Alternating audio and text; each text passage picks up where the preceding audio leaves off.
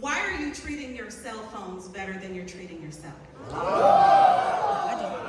Every day, you recharge that cell phone. But for whatever reason, you're not recharging yourself. As helping professionals, it is our mission to help others. And we can't do that if our batteries are depleted.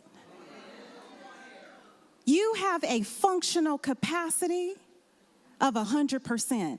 I know sometimes people say 360 and all of that, but all you got is 100%. And if you're giving 70% to your work, you're giving 10% over here, another 10, or whatever that, I hope that added up right.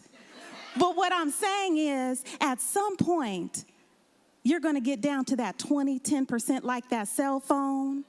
And as soon as your cell phone gets down to 20%, what are you doing?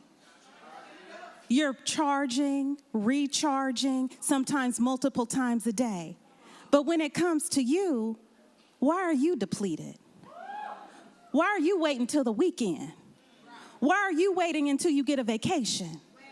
I want to challenge each and every one of you today, as the next generation of helping professionals, to plug in.